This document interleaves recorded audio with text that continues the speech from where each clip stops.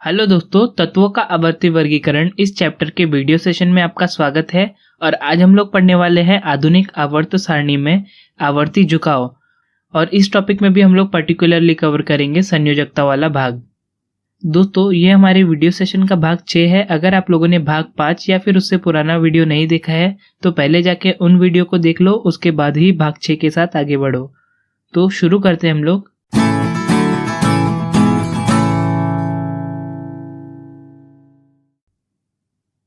तो आवर्ती झुकाव, ठीक है। तो आधुनिक आवर्त सारणी में आवर्ती झुकाव क्या होता है? आधुनिक आवर्त सारणी में किसी आवर्त या किसी समूह के तत्वों के गुणधर्मों की तुलना करने पर उनके गुणधर्मों में कुछ नियमितता दिखाई देती है। क्या दिखाई देती है? नियमितता दिखाई देती है, ठीक है। इसे ही आधुनिक आवर्त सारणी का झुकाव कहते हैं। हम इस कक्षा में केवल तत्वों की संयोजकता, परमाणु आकार और धातु अधातुओं के गुणधर्म, इन्हीं 3 गुणधर्मों में पाए जाने वाले आवर्ती झुकाव का अध्ययन करने वाले हैं, ठीक है दोस्तों। अब हम लोग देखेंगे हम लोगों ने इस वीडियो में कौन कौन से प्रश्नों को शामिल किया हुआ है, ठीक है। तो पहला प्रश्न है, एक ही समूह के सभी तत्वों की संयोजकता समान क्यों होती है?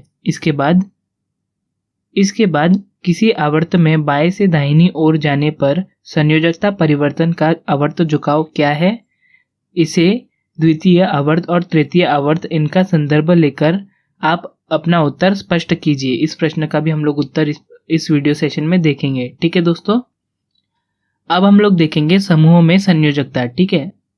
जैसा कि हमारा प्रश्न है, समूहों में संयोजकता समान होती है, क्यों होती है? इसका हम लोगों को उत्तर ढूंढना है, ठीक है। तो स्टार्ट करेंगे हम लोग। तो संयोजकता का मतलब पहले समझ लेते हैं और संयोजकता किस पर आधारित होती है। तत्वों के परमाणु के बाह्यतम कक्षा में पाए जाने वाले इलेक्ट्रॉन अर्थात संयोजकता इलेक्ट्रॉनों की संख्या पर तत्वों की संयोजकता निश्चित होती है। ये आपने पिछली कक्षाओं में पढ़ा है, ठीक है दोस्तों। एक ही समूह में संयोजकता इलेक्ट्रॉन समान होते हैं। जैसा कि हम लोगों को पता है, लास्ट लेक्चर में हम लोगों ने देखा हुआ है कि एक ही समूह के संयोजकता इलेक्ट्रॉनों का नंबर क्या होता है? समान होता है। जैसा कि आप लोग इस चित्र में देख सकते हो, ठीक है दोस्तों। जैसा कि आप लोग यहाँ पर देख सकते हो, ये हमारा पहला समूह है। यहाँ पर संयोजकता इलेक्ट्रॉन कितने हैं? 1 है। आप लोग पूरे ग्रुप में देखोगे ऊपर से नीचे जाते समय संयोजकता इलेक्ट्रॉनों का नंबर क्या है? समान है, अर्थात आखिरी कक्षा में उपस्थित इलेक्ट्रॉनों का नंबर समान है, ठीक है दोस्तों।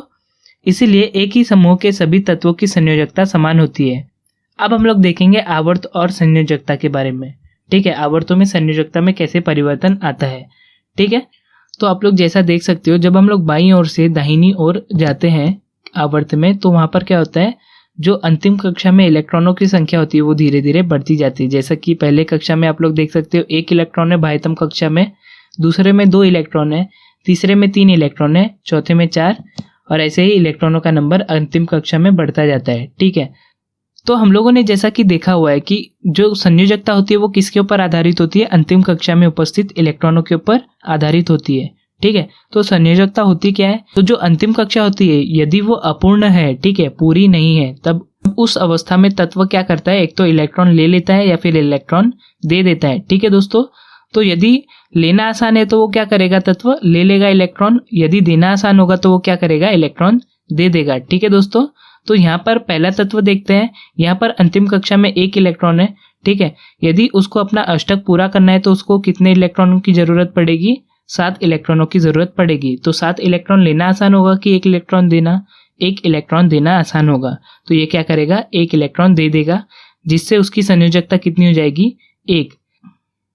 और ऐसे ही दूसरे तत्व के अंतिम कक्षा में 2 इलेक्ट्रॉन है, तो 2 इलेक्ट्रॉन देना आसान होगा, तो इसकी संयोजकता 2 हो जाएगी।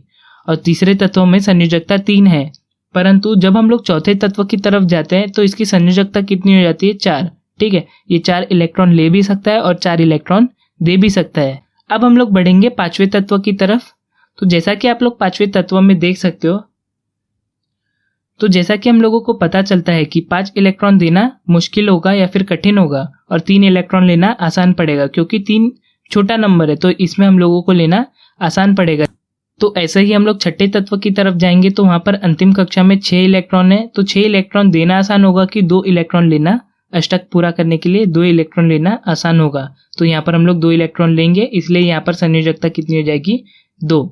अब हम लोग बढ़ेंगे हमारे 7वें तत्व की तरफ। वहां पर अंतिम कक्षा में 7 इलेक्ट्रॉन है, तो एक इलेक्ट्रॉन लेना आसान पड़ेगा, इसलिए इसकी संयोजकता कितनी हो जाएगी 1।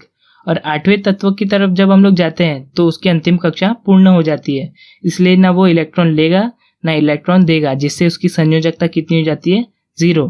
तो हम लोगों को आवर्त में संयोजकता में क्या झुकाव दिखाई दे रहा है, पहले क्या हो रहा है, संयोजकता धीरे धीरे बढ़ रही है 4 तक, उसके बाद क्या हो रही है 0 तक घट जा रही है। ठीक है दोस्तों, और ऐसा ही सेम टू सेम आवर्त 3 में भी होता है। पहले क्या होता है 4 तक संयोजकता बढ़ती है और उसके बाद 0 तक घट जाती है।